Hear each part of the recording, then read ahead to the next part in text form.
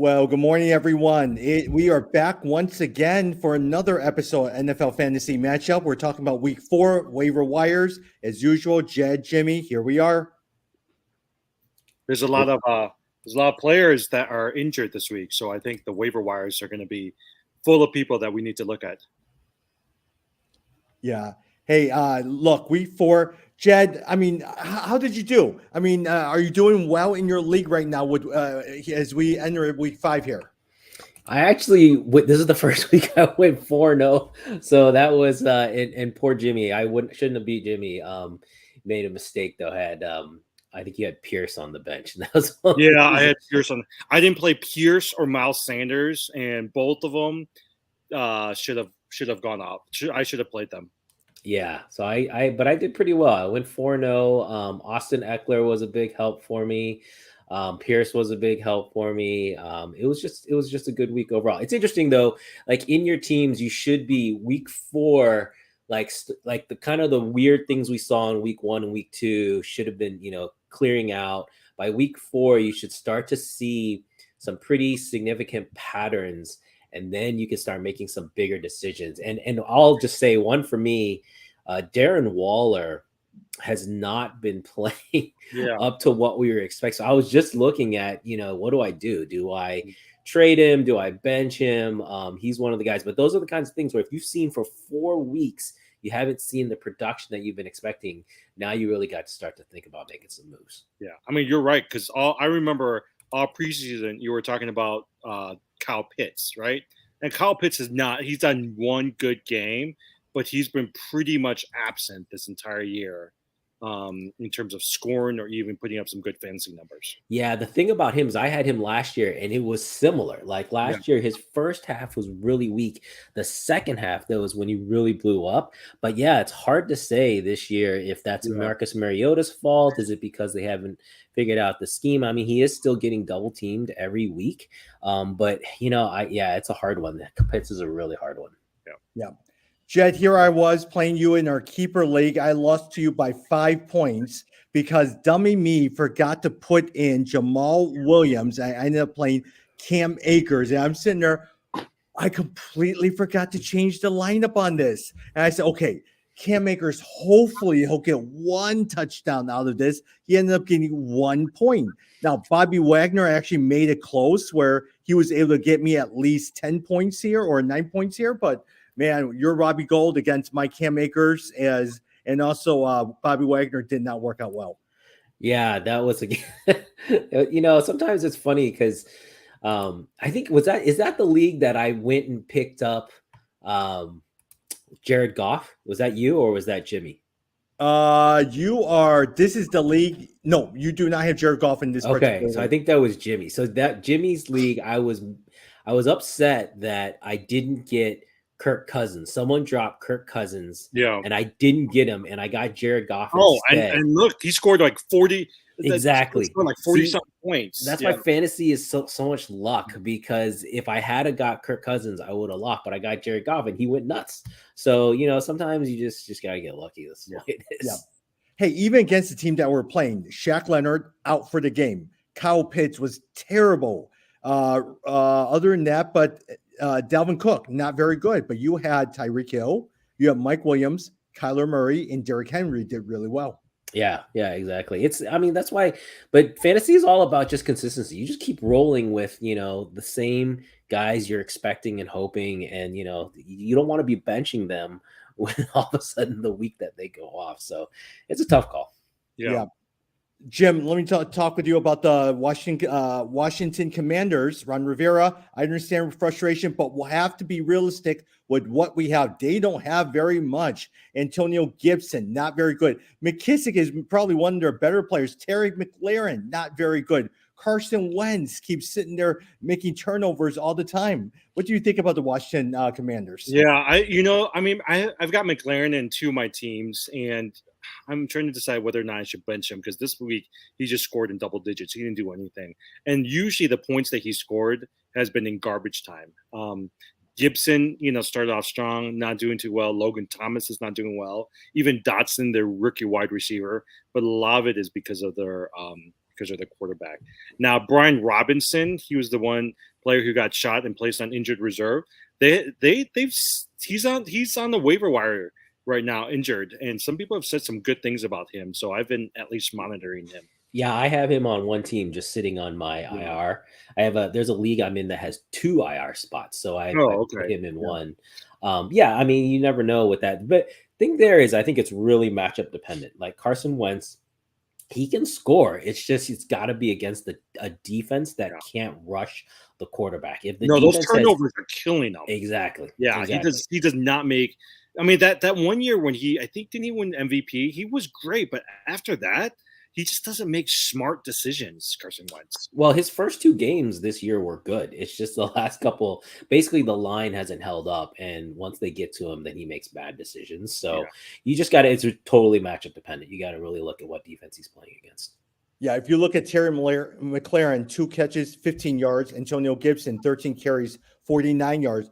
But on the other hand, Jeff, look at the team that they're playing. Who would have thought the Dallas Cowboys would be so good? Cooper Rush. Defense. Yeah. Cooper Rush is giving them, it's great. Like they can now take their time with Dak, although that's bad for me. I've got Dak sitting on the bench. So I think though that, we'll see if he's supposed to come back this week, but they may decide to give him another, game to heal up. So today the reports out of practice is that he can't even move his thumb yet. So they said that they're going to have to give him another week or 2. Yeah. So I don't think he's coming back. It's a great luxury to have. I mean, Rush has been playing well, so. Yeah. Jed, let me ask you a quick question. Cooper Rush wins this 5th game. You think there's a quarterback controversy? There's no controversy at all. The money, go where the money is. There's no controversy. I think it's just, like I said, it's a luxury. They don't have to rush him back. But whenever he says he's ready, then they're going to go with him. So definitely but I was just trying to see. So, they're playing the Rams. So you don't want to run out there and pick up Rush. I mean, that's good. That's going to be a tall order. I do think Michael Gallup, though, right? Like CeeDee Lamb's shown that he's been doing well. Michael Gallup scored double digits this past week. The running game this week was non-existent, so they really fed their receivers. And so I think Gallup's a good pickup. He's a free agent on a lot of waiver wires. Jim, you and I made a trade for Ezekiel Elliott. Did you end up playing him? He did have 19 carries, 49 yards. Yeah, so we made this trade, Jed. And I mean, I think long-term it should work out, right? But it was Jamal Williams for Ezekiel Elliott. And Tommy and I were playing with each other. That was a difference maker because essentially I took Ezekiel Elliott, scored 9 points. He took Jamal Williams. Jamal Williams scored 28 points. And that was the game right there, right? So my hope, though, is I think DeAndre Swift is supposed to come back this week or next week. I think he's questionable. So I'm hoping long-term Ezekiel Elliott will be the better play because he can at least get you 9 to 15 points a game. Yeah, we'll see. I mean, I've been big on Pollard all along, waiting for them to go away from Elliott, but they seem to be sticking with him. So you might be right. Yeah. Yeah, this is my preseason favorite. This was my Antonio Gibson, Devonte Williams out for the season with a torn ACL. Yeah, that's really sad. I saw that Murray is the big pickup, really. The Denver backup now, Latavius Murray. So he's probably going to be one of your top waiver wire pickups. Well, I was surprised. Like he got this is what Tommy wrote. He got picked off the Saints practice squad. Who's that other guy? Who was the other guy that Melvin Boone is another guy. Yeah. I was paying attention to him, but one of the things that they were saying is he also plays special teams, so they want to really kind of keep him on special teams. So that's why they signed Latavius Murray. But I think Murray's a good pickup for those guys. Yeah. Jim, what do you think? Russell Wilson has a right shoulder injury. He has not been doing very well. They were comparing him and Geno Smith. Geno Smith has outplayed Russell Wilson. Mm-hmm. But I will say, like, Cortland Sutton has been pretty good as a fantasy player this year, right? So whatever happens, I still think some people have dumped Jerry Jeudy. So I picked up Jerry Jeudy in one of the leagues. I still think the receivers are going to do pretty good, especially now with Devonte Williams out. But let's just see what happens to Russell Wilson. Yeah. Jed, on the flip side with the Raiders here, Josh Jacobs, 28 carries, 144 yards. Devontae Adams, 9 receptions, 101 yards. But as we talked about, Darren Waller, 3 catches, 24 yards.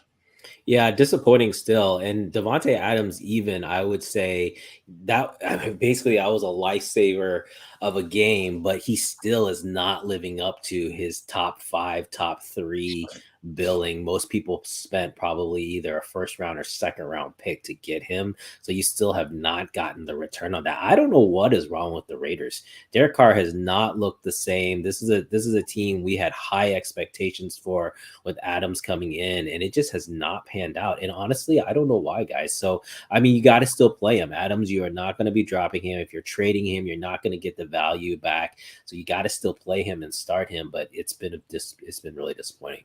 But Josh Jacobs has been a surprise. I think most people picked him in the 4th or 5th round. He was like the number 8 to 10 running back drafted.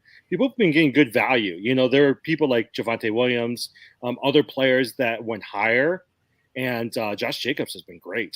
It's funny, Josh Jacobs and James Robinson. I feel like they're the same guy. Yeah. They're like small, short, stocky, but they both have been very good value. And even Miles Sanders, I would say, a lot of people, thought Sanders was not going to be durable and not going to really score, and he's been doing pretty well too. Yeah, Josh Jacobs in the last 5 games, in the opening game, he had 5 carries for 30 yards, but that suddenly increased to 10 carries, 19 carries, 13 carries this past week, 28 carries with his first 2 touchdowns this past week. Jim, Tua will not be playing in week 5, and so he got that concussion.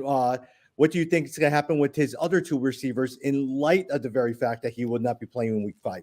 I mean, I still think that they're going to have consistent numbers, right? I mean, I don't think the numbers are going to be there like it was the last couple of games that Tua played. I still expect – I mean, Jalen Waddle did not have a good game, but Tyreek Hill had some good numbers this week. I think Bridgewater's a serviceable quarterback. You're just hoping that Tua will come back in the next few weeks as well, too. But, I mean, at least with the Dolphins, the thing I've been looking at is people have been saying Raheem Mostert is going to be the number 1 running back going forward. And they were saying, I don't think Chase Edmonds is worth the spot on your lineup. Yeah. Jed, I'm telling you, Tyreek Hill, 10 catches, 160 yards.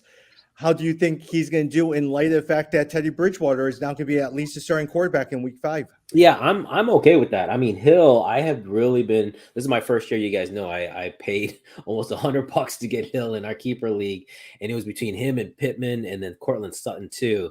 And he's just really proved that his talent – is definitely not system level. It's definitely beyond that because now he's doing with different quarterbacks. I'm not worried. I think Hill's going to get his. It may not be 10 for 160, but they're going to feed him the ball. He's the clear superstar on that team, so I'm really not concerned. And if anything, I've been very happy with Hill, especially for a keeper league. I think I'm pretty much set there for a while. How long do you guys think Tua is going to be out for? Do you think it's just going to be week 5, or do you think a couple more weeks? Probably just week 5, I think. I mean, even just from a PR standpoint, they had to sit him this week. Yeah. I mean, they took such a PR hit for all of that. And you guys saw that they fired the doctor. The independent doctor that was on the sidelines. Yeah, which I totally agree with that. But, hopefully it's not more than okay, but so here's the question. I've been seeing a lot of people in our leagues, 2 of the leagues that I'm part of, somebody's already dropped Tua. Would you pick up Tua? Yeah, I think Tua is worth a pickup and a stash. Even if you have to wait a couple weeks. Well, it depends if you need a quarterback. Like for me, I'll see. I just said I'm playing Jared Goff because I had Dak Prescott. So if someone dropped Tua, I'd pick him up. Yeah. Jim, on the other hand, with Cincinnati Bengals, Joe Burrow did get a very, very good game, 287 yards, 2 touchdowns. Joe Mixon, you know what? A lot of times he tends to be touchdown dependent. The carries are there, but the yards isn't there, only 61 yards. Yeah. So, I mean, I don't know. They've just got so many weapons, right? So I think going back to, like, how are we doing in some of our leagues? Week 4, I've been disappointed with how Jamar Chase is doing. T. Higgins has really been the receiver that's really scored a lot of those points. I'm just hoping that Jamar Chase the next couple of weeks will start regain his form that he had last year.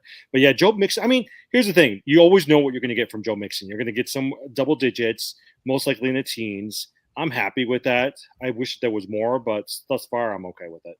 Yeah, I was just gonna say that to me is just it's Cincinnati. The bottom line is Cincinnati spent all this money to improve their offensive line, and I think Their offensive stinks. Yeah, I think they've given up more sacks through the first 4 weeks than they did last year. So that's the problem. It's the same problem as last year, but I think they'll figure it out, and you'll start to see Cincinnati's offense get better. They have a tough matchup though. I was just looking; they're playing Baltimore this week in Baltimore, so that's going to be a tough one. Are you glad you kept Murray versus Burrows? Yeah, Murray over. I mean, Murray, I've been surprised. I expected him not to play too well the first 4 or 5 weeks without DeAndre Hopkins. without DeAndre Hopkins. He's, again, and this is why I picked him over Burrows, is I figured that his legs, his rushing yards would make up for any deficiencies. And that's exactly what's happened. Like his points, his passing yardage has not been that great, but if you put in his rushing yardage totals, then he's fine. I know you're going to go. I am trying to decide if I want to keep Joe Burrows, right? Because Joe Burrows he's okay, but he's scoring me average 18, 19 points every week. And then I'm watching people like Jared Goff, who's going off and scored 30 something points. And so there's a part of me that was like, is it time to dump him? But again, last year he did the same thing. He started off really slow, and towards the end of the season, he just went off. So I hate to give up on him so fast. Yeah, I agree. This year, if anything, though, has been really the year of the quarterback scoring, because Jalen Hurts, Lamar Jackson, of course, Josh Allen, but those guys, people who drafted them and spent an earlier round draft pick on those guys have paid off because they've gotten so many, so much more points. Hey, look, I'm watching Noah, who is in our keeper league. Noah was not paying attention. He had auto draft, and suddenly they picked up some quarterbacks and everything. He's in first place. He's at 3-0, I think 4-0 right now. Exactly. That I love it when that happens. Auto draft ends up winning for the league. That can totally happen. That's looking at some quarterbacks in terms of a keeper league, Kenny Pickett might be a decent pickup. I mean, he just got named today as the permanent starter for Pittsburgh. He did okay, but he's got some good players around him. I actually think that I would not be surprised if at the end of the year, a Kenny Pickett will be somebody who's going to be very fantasy relevant. Yeah, well, I'm very high on George Pickens, the wide receiver. Oh, yeah. Mm-hmm. And so I'm definitely excited for that switch. And I'm hoping that, the two of them, because hopefully that connection through training camp and whatnot, will pay off here. So we'll see. Before we go over the Pittsburgh Steelers, that is coming up in a few slides here. The one thing I want to talk about, Jed, is one of the more exciting games that no one ever anticipated: the Seattle Seahawks against the Detroit Lions. DeAndre Swift is gone. Amon-Ra St. Brown is gone. TJ Hawkinson, wow, did he do well? TJ Hawkinson had 8 receptions, 179 yards, 2 touchdowns. Yeah, set the record for Detroit tight ends. But you could have seen that coming because he didn't have anyone else to throw to. But you couldn't have seen coming a 48-45 game. I mean, just so many points going around. I was watching that game. It was a lot of fun. It was basically like who's going to have the ball last is going to win. I don't know if you guys knew this. Did you know that Detroit is averaging 35 points per game, but their defense is allowing 35.3 points a game? So if they continue to go down this route, I mean, play the Detroit players and then play the people that they're playing against as well, too, because it's going to be high scoring. Yeah, exactly. I mean, I actually think Detroit is looking better than they have. If not for a couple things, like they could have beat Philly that one game. I mean, they've definitely had some close games. So their offenses look great, but you're right. The defense is just horrendous. So. You know who I have sitting on my IR in a couple of leagues? Jameson Williams. Just sitting there. I don't know when he's going to come in, but look, he's a good receiver that could potentially be like their good number 2 receiver after Amon-Ra St. Brown. Jim, if you had Tom Brady or Aaron Rodgers and Jared Goff was sitting on there, would you eventually replace one of those with the Jared Goff? Yeah, I think so. I think I would really consider. I mean, I still have high hopes for Aaron Rodgers, because I think Dobbs is coming together, Lazard's coming together, or he's got Christian Watson. I actually would really consider taking Jared Goff over like Tom Brady. Yeah, I agree on Rodgers. This is the same story we get every year. He starts off slow, kind of working in the new guys, and then once they catch fire, it's gangbusters. So and Brady, I mean, here's my thing with Brady, right? Like I feel like I think he's distracted, and he's got some good receivers, but he's at a point in his life where, in his career, where he doesn't really need to score that many points. As long as he can control the game, he's fine. I don't think you're going to, at least right now, I don't see a lot of big fantasy points coming from him. Yeah, reports are that they both hired divorce lawyers. So, really? His life is, I think, going to distract the guy. So I agree on Brady. Yeah. Jed, speaking on the other side, Seattle. Look, we know about DK Metcalf, 7 catches, 149 yards. But here's the other ones I want to point to: Rashad Penny, 17 carries, 151 yards. Will Dissly continues to do really, really well. 4 catches, 39 yards, but he's a touchdown machine. And then also Tyler Lockett had a decent day with 91 yards.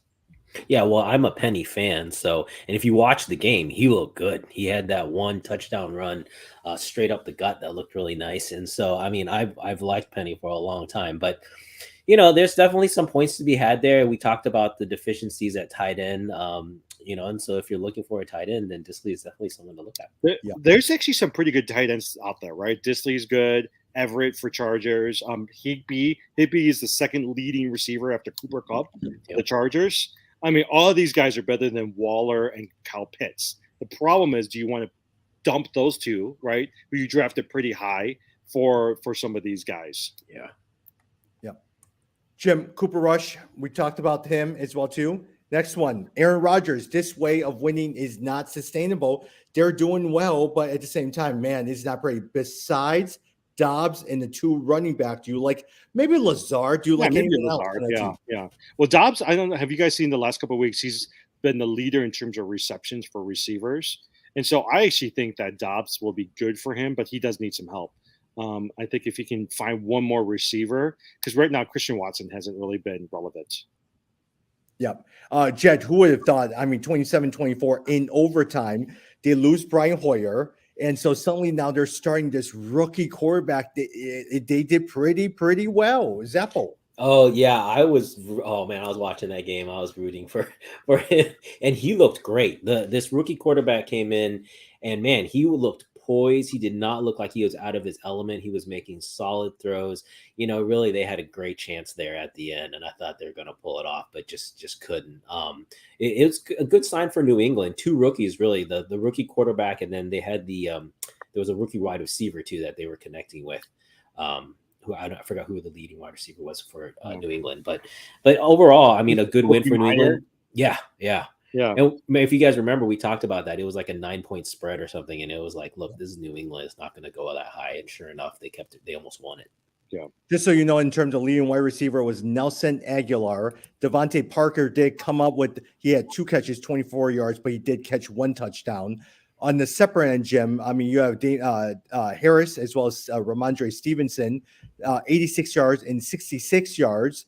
Okay, I mean, Damian Harris had 1 touchdown. Ramondre Stevenson, we're always waiting. It seems like we're always waiting for that breakout game for Ramondre Stevenson. Yeah, Damian Harris is actually pretty good. I will say I'm re-looking at him, even though I dumped him in one of my leagues. He scored double digits in each of the last 4 games this season. He's doing pretty good.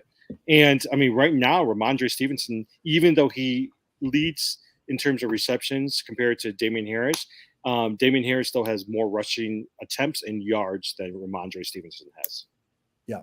And Jed, I mean, Aaron Rodgers, 251 yards, 2 touchdown back, and Allen Lazard got 116 yards. So they didn't do terribly bad. It's not like Aaron Rodgers-esque, but it wasn't too bad. Yeah, no. And as we said, I mean, they're figuring things out. Like Rodgers is figuring out he's got to throw to these wide receivers. So I think it's going to come around. I would not give up on that. No, and Dobbs is actually, I mean, I think Dobbs is really going to be, he's going to come on the second half of the season. He's going to be really good. Yeah, Dobbs and Pickens, I mean, we've said that in the beginning. You just had to wait. And sure enough, week after week 4, I think these guys are going to really break out. I mean, think about, I mean, I know we're going to talk about Atlanta. Think about all the good receivers, right? Olave, you got Drake London, you've got Dobbs, you've got, who else did you just talk about? Pickens, right? Yeah. Those are good receivers that if you have a dynasty, you want to keep them on your dynasty. Yeah. Jen, I still remember last week we were talking about you were advocating Trey Cordero Patterson. Yeah, I mean, not because of the injury, obviously, but I just felt like he he just couldn't sustain that level of production. But yeah, unfortunate to see the injury. He was the leading. He was at. I think he was the second leading rusher up Rusher, until he was, yeah. between that before last week. Yeah. So great, but feel bad for the guy. Yeah, Algier might be a good pickup. He scored 13 fantasy points this week. He was the second leading rusher with like 80-something yards, and he was great. I think we talked about last week. He was great in college. Yeah, Atlanta is another team. Atlanta and Indianapolis are the two teams that I just can't figure them out because I feel like they have so much talent, but they just can't put together big scoring games. Like they're always scoring in the teens or the low 20s. And, the bottom line is you got to get touchdowns. If you don't have enough touchdowns to go around, you can't have those big games. So it's been disappointing. Jed, who's been more disappointing, Kyle Pitts or Allen Robinson? Kyle Pitts, for sure. You drafted Kyle Pitts to be not only number one, but ideally like top 3, top 5. Allen Robinson, I think, disappointing, but you didn't expect him to be, like he was kind of, hopefully a 2, like a solid number 2. He wasn't like a number 1. Okay, let me ask you guys a question. Who's the backup quarterback for Atlanta Falcons that they've been calling for to start? The rookie, right? Desmond Ritter. Ooh. Yeah, right. They've been calling for Desmond Ritter. He was drafted in the 3rd round, but he's okay. But they want him to replace Marcus Mariota. Yeah, Jim, on the Cleveland Browns. Look, Nick Chubb's 90 carries, 118 yards, leads the NFL. But it's David Njoku who continues to do pretty well. Another 5 catches for 73 yards here. Yeah, he's good. I like him. Jacoby Brissett, he's always going to be pretty consistent. The one good thing about some of these backup quarterbacks is they know that they need to use their tight end. So you're seeing the Geno Smiths of the world, the Matthew Staffords of the world, the ones who can't throw, who doesn't have the arm anymore, they utilize their quarterbacks pretty well. For you, Amari Cooper, 1 catch, 9 yards. Is he still in your lineup every single week? I'm not a big Amari Cooper fan. I think he did pretty well. I think he's just gotten old, So he's not. I think he's I always see him as Jarvis Landry. They're going to always get you some consistent points, but they're not going to score a lot of points, and so their ceiling is not that high. Hey, do you guys know why I'm seeing OBJ get picked up in a couple leagues? Did something happen? No, but he's pretty high. I think everyone's thinking there's some people here. Let me pull it up. In about 3 weeks, they think that he's ready to come back and pick a team. Most likely it'll be Rams. But yes, if you did look at Yahoo, he suddenly has shot up in terms of all the ads. I think it's because of week 6, because after week 6 is when they can sign like the free agents. Like there's some reason where after week 6 becomes more basically viable to sign. Like they're either the contracts aren't guaranteed or something. There's something that it's not as risky for the teams, and so that's what I think. That's probably what it is. I think he's going to be picked up. So here's a couple of headlines: Bills and Rams headline 2022 destinations. But recently he was spotted stopping by Giants Stadium, which fueled rumors that he might go back to the Giants. Maybe that's what it was. I wouldn't go back to the Giants. You see their line; they've got nobody for Daniel Jones. If I want to go back to the Super Bowl and do well, I'm going to go back to either the Rams or the Bills. Yep. All right. Speaking of that, Saquon Barkley. Look, I'm telling you, Daniel Jones goes out. Tyrod Taylor always gets injured. He is always getting injured.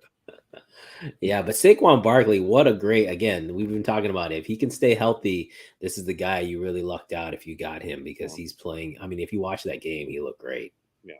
Well, okay, so, but here's the thing. Matthew Breda is his backup running back. Yeah. I think for a lot of these running backs, and you're seeing it this week, right? If you have a spot on your lineup, forget the backup wide receiver unless that person's really good. Go for a backup running back, because the chances on Breda will be fantasy relevant towards the end of the year is pretty high compared to some of these receivers. Did Madison score more than Dalvin Cook? No, Dalvin Cook scored more, but he did score a touchdown. And he's iffy because he's still wearing that brace on his shoulder. You never know, right? One hit in the wrong place, Madison's your starter. Yeah, well, I 15, 20 fantasy points. I've been saying you could play Madison even if Cook plays, because Madison is that good. So, yeah, I hear you. Yeah. Jim, on the other flip side of it, Justin Fields, Darnell Mooney, who's been dropped in a lot of leagues, 4 catches, 94 yards. What do you think about that one? I was listening to the Chicago radio stations, and they're trying to make an attempt, right? They're trying to push Darnell Mooney. Who was it? They said they were talking about how Cole Kmet is most likely not going to meet expectations, but they still have high hopes on Darnell Mooney, and they're going to make sure that he works. So, yep. Khalil Herbert, Jed, 19 catches, 77 yards. I mean, do you think he has when David Montgomery is healthy, you think Herbert might still be their starting running back here? Oh, that's a good question. I don't know. He's looked pretty good. I mean, even though, again, the problem with the Bears is just lack of touchdowns, the whole offense in general. But when he's had the opportunities, he's looked good. So I don't know. That's a really good question. Yep. Sam Darnold, Jim, how did Christian McCaffrey do for you? Sucks. I'm trying to trade him. Look, seriously, if someone came to me today and said, look, we'll take Christian McCaffrey and we'll give you, let's say, a Dobbs and I don't know, give me another good, like a Pickens, Dobbs and Pickens. If I had a dynasty league, I would seriously think about it. Because Christian Watts, they have not, I don't know what's going on, but he didn't score much. I mean, he got 1 touchdown that saved him, but up until then, he only had like 8 fantasy points. Yeah. Jed, since you have Kyler Murray, I want to pick your brain on the Arizona Cardinals. James Conner did okay, but anyone that you were excited about? Marquise Brown, Zach Ertz, 47 yards, 88 yards, 1 touchdown. What do you think about the Arizona? You could have picked Marquise Brown. Like, you could have predicted that he would score because, this was the former Sooner Bowl, basically. Kyler Murray against Baker Mayfield, right? So this you knew Marquise Brown was going to step up, but he's so inconsistent. That's the problem. So no, I personally, until Hopkins comes back, there's not a wide receiver I'm excited about in Arizona. Not even what's his name, Dortch. Yeah. No. I do think once Hopkins comes back, though, give him maybe a week to get into like game shape, but I think he's going to be fine. And Murray's looked pretty sharp. That's what Tommy's waiting for. He's been sitting out all my lineups. I can't put in my IRR. He's been sitting there all day. Yeah. Now, speaking of this, here's something I did not do, Jed. I was telling Jimmy about this. Is I ended up trading Deebo Samuel for Christian Kirk. And the reason I did that is I didn't pay attention to my lineup. And so I had put an offer out for Deebo Samuel for Christian Kirk way before when week 4 ended. And the guy just sat on it. And I just completely forgot about it. And then yesterday I'm sitting in a meeting. I'm sitting there, trade process. I said, trade the process and approved. What kind of trade was approved? They realized, oh my gosh, he accepted my Christian Kirk for Deebo Samuel. Plus, after Monday's game where Deebo went off with Jimmy G, I would have accepted that as well too. Yeah, no, that's definitely. I mean, that was smart on that guy's part, but I think you might be okay. I mean, Christian Kirk has been, he'll be fine, and I'm the Jags, man. They're legit. Everyone like who was down on the Jags, do not miss that guy. That is a good team with a good defense. They're gonna be fine. So you may end up working, but man, Deebo Samuel's looked great in that game. Yeah, I think the better receiver, I like Zay Jones. I think Zay Jones is a really good receiver. I think he's a good, legitimate number 2 for them. Now, the only thing a lot of times with Deebo Samuel, we know that he tends to be injury prone a lot of times. He does have a hamstring or something like that will get him out. Christian Kirk seems to be on the rise as well, too. Now, here's my dilemma suddenly. I have Jalen Waddle, Amon-Ra St. Brown in terms of wide receivers. I have Keenan Allen. I have DeAndre Hopkins, Chris Godwin. I have a lot of wide receivers along with Christian Kirk here. You have a lot of injury-prone wide receivers. Yeah. Yep. Yeah, and I'm hoping that everyone gets healthy, and I walk into the playoffs with this lineup where I start training a bunch of different people. I would say right now, Amon-Ra St. Brown maybe is the best fantasy producer out of that group. Unless, you never know, Godwin will get better here. Yep. And Damian Pierce and J.K. Dobbins has been on my team. J.K. Dobbins, did you guys see him? He did really, really well this past week. He did. He had a really good game. I saw that. So anyone who sat and waited, that was good. But guess who's being taken off IR today? Gus Edwards. Yeah, I don't know if that will affect, but remember when Gus Edwards and J.K. Dobbins were together, they actually had them sharing carries. So let's just see what happens this week with Gus Edwards coming back. Yeah. Speaking of that, Jed, you mentioned this. Tom Brady and his wife hired divorce lawyers. Yeah, that was sad to see. I don't ever want anyone's marriage to fail, so that's unfortunate. But it's fantasy relevant because when your stuff's going messed up at home, how do you concentrate while you're on the field? It's difficult. Let's go through a couple of these now. I want to hear from waiver wires as well too. Jonathan Taylor, there's a good chance he may not play. If he's not playing, any of you guys starting Naheem Hines right away? I will. I've got him on one of my teams. I'll start him. I mean, well, actually, I'll see who like I said, Indianapolis, I've been disappointed with overall. They're playing the Broncos, and it's Thursday, so that's an interesting one. I actually think, I would play Hines in that. Yeah, most likely Taylor's not. If they're going to play Thursday, Taylor's not going to play. Yep. Confident. Here we go. Kenny Pickett, we talked about that. Dak Prescott can't. Trevor Lawrence, Cooper Kupp. Let's see. That's it. I mean, that's all of our news and notes. Let's talk a little bit about wires. Jim, who are your primary wires for this week? Yeah, so I actually really hold on. I'm pulling up my lineup right now. Here's Latavius Murray. I think we talked about him. He recently got picked up by Denver. I think he is a hot waiver wire pickup. Algier, the running back from Atlanta, for the injured Cordell Patterson. Raheem Mostert. No one really knows who's the lead back there, him or Chase Edmonds. Jared Goff is on a lot of waiver wires. Pickens, you got Gordon, but the two other people I'll end up with Pacheco. If you have a spot, I actually think that Pacheco's a good running back who, if anything happens tomorrow to Clyde Edwards-Helaire, Pacheco's the other person that you want to look at, and then also Kenny Pickett. Pickett, I think he's got three good receivers, right? He's got Claypool, he's got Pickens, and he's also got DeAndre Johnson. And I think Pickett actually is going to be pretty good for people. Jed, let me ask you a quick question. If you had to put all your money, let's say $10 on the player this week, is there a player that stands out? You're going to say, I'm going to put at least $10 to $15 on this player. You mean on to offer the waivers? Yep. Wait. Yeah. I'll guess. Can I guess? Pickens.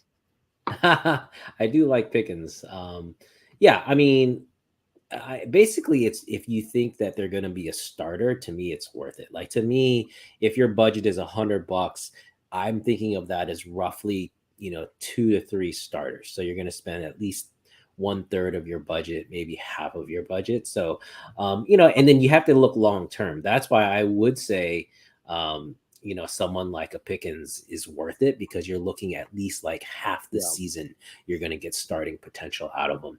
On the other hand, like Murray, we just got to see, like, we think he's going to be good. But he's also, we talked about Boone, who's behind him. You don't know. It could be a timeshare, so I think it's a little bit more up in the air. Yeah. Okay, let me ask you a quick question. If Melvin Gordon, in one of the leagues I play in, Melvin Gordon is sitting there on waiver wire, are you putting $15 on Melvin Gordon?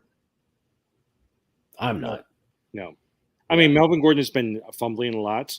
I think he'll be the starter now that Devonte Williams is out. But give him a couple fumbles, and you're going to get Murray to come in. Yeah. Jim, if you had a chance between Mostert, Boone, or Algier, who are you picking? You know what? I would pick Algier out of that group. I actually like Algier a lot. I think he did really well this week. Who knows how long Cordell Patterson's going to be out? Minimum 4 to 6 games. I would go Algier. Jed, what do you think of Rachaad White? He played 24 snaps, finished for 14.6 fantasy points. He's the backup to Leonard Fernand. What do you think of him? Oh, that's interesting. I didn't know that. I was so frustrated. Leonard Fernand was supposed to score 14, 15 points a game, and then now they got this rookie who's taking away all his snaps. Well, Fournette, is not going to last through the whole season at that level of, he's an old dude. They can't play him that much. So, yeah. Other than that, if you want a quarterback, Jared Goff is out there, like Jimmy said. Geno Smith is out there. And in terms of wide receiver, Michael Gallup, Jim, if you had a chance between George Pickens or Michael Gallup, who you're looking at? You know what? Here's this is what I was thinking about. I think by the end of the fantasy season, by the end of 2022, Pickens is going to be the better receiver. but Gallup will give you some consistent numbers. Yep. Any other players, Jed, as we wrap up here? Corey Davis, Alec Pierce, like any of these guys at all? No, I think the only other one, I mean, we did mention Gallup. I would just say that again. I think Gallup, even with either Rush or with Prescott coming back, I think Gallup is in a good position. So if he's still sitting out there, that's someone I might target. Guys, I'm looking at a couple of the waiver wires. I am surprised how many leagues have Darnell Mooney sitting out there. Yep. Hey, after this, I'm going to go and sit there and look through all my waiver wires and see what I can come up with as well too. Yeah, I am all set for my NBA basketball. I'm very excited about it, and now we're going to have to sit there and go through waiver wires and see what happens. Hey, I want to say one thing on the NBA because we mentioned the NBA.